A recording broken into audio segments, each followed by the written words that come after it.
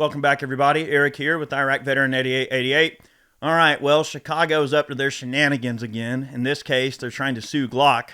So we're going to get into this. I want to hopefully make this video quick and straight to the point. We'll get right into this. Before we get started, I would like to thank our friends at CMMG for supporting our efforts. They are the king of weird. They got some awesome stuff like their bufferless descent line. They now have their Mark 47 in the bufferless descent line, which is awesome. So now you can have a folding stock on your Mutant, which is great. Their 22 conversion kits are also amazing. One of the best ones on the market, if not the best one on the market. So check them out, CMMG, and tell them Eric sent you over.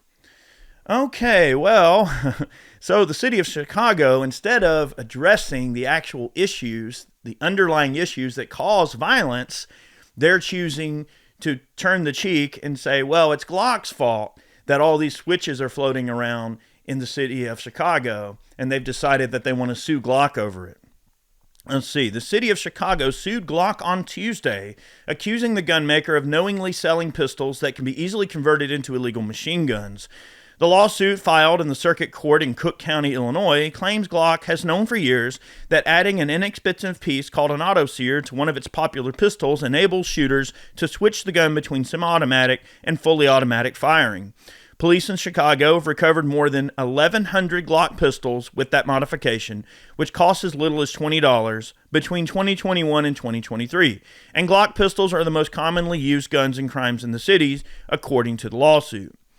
So basically, one of the reasons I wanted to bring this up is because this comes on the heels of another story that I'm going to be sharing soon, where a gentleman got raided and got in a shootout with ATF over what many would consider to be a nothing burger. Okay, you look at the way that the ATF is weaponized against all sorts of different people, especially on the conservative end of things, right? And then you see all of these machine gun seers floating around in somewhere like Chicago. Well, you don't see the ATF trying to go into the city of Chicago and raid a bunch of gangbangers who are armed with auto seers in their Glocks.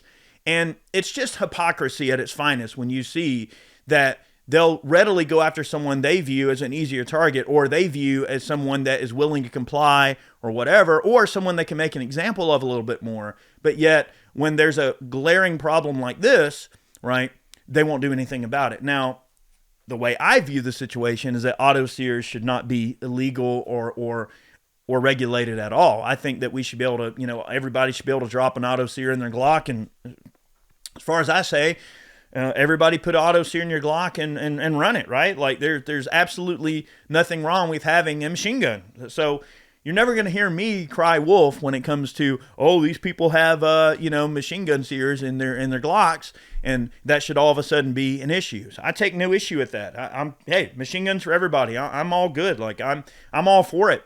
And in some ways, those gangbangers are living a lot more free than you and I are, because they don't give a crap what any of those people think. I mean, they're so low on the totem pole in terms of their lives and what they're doing. They've hit rock bottom so far. What can they possibly do but lose their life at this point? And in some ways, that's a rather free way to live. Now, I might draw some scrutiny from a statement like that. I'm not saying that it's right. What I'm saying is these people, these young kids are gunning each other down every day. Does it really matter the tools that they're using? Okay, yeah, they're putting auto sears in their Glocks. They're buying from China. I did a piece on it not too long ago. I think that if you were to round up every single Glock with an auto sear in the city of Chicago, it would make absolutely no difference in what those kids and young adults are doing to each other on a regular basis. Black on black crime is out the roof in places like that, and they are killing each other over the dumbest, mundane little things you could ever imagine, right? And what those issues are caused by is definitely not the fault of someone like Glock, who simply makes a tool for life and liberty, right? This is a far more reaching and a far greater issue than could ever be, some lawsuit could ever scratch the surface of, okay? This is a parenting issue. This is an issue of these people not being raised right and brought up in loving households. This is an economical issue, a social issue. This is a leadership issue. In places like Chicago, this is an issue with their leadership and their failure to police and deal with their own issues in their own backyard. And simply blaming a tool is not going to solve a damn thing. And they know it. And What these types of lawsuits are meant to do is to drain the gun industry. They're meant to drain resources from companies like Glock, and ultimately what they want to try to do is put a company like Glock out of business completely, right? In their mind, that's a win. But it's not ever going to solve the problem. You could round up every single auto seer in the city of Chicago and it wouldn't matter. It wouldn't matter. And I would even venture to say that it might even be the freaking feds handing out the freaking auto seers. Because again, what this all comes down to, and I hate to put on my tinfoil hat, but the truth of the matter is eventually you have to see it for the reality that it is. And the reality of that it is that the more crime there is, the more justification they have for gun control. The more they can cry wolf and say, well, we need to regulate the guns, and here's why, right? When it very well could be some freaking feds in plain clothes handing out those auto seers on the corner every Saturday night for all you know. I wouldn't put anything past them. Because I know one thing, if you go online and buy an auto seer, the feds are going to show up to your freaking house. Those are known sting operations, right? When you go, oh, I want to go to wish.com and buy an auto seer for my Glock for $20. Yeah, of course they want you to believe that. Of course they want you to do that. Because they want you to see what all of the criminals in Chicago are doing with auto seers and go, well, if they can buy them on wish.com, I can. Nah, that's not how it works, okay? You're going to go online and buy that auto seer, and you're going to be getting a visit from the feds. I can promise you that, okay?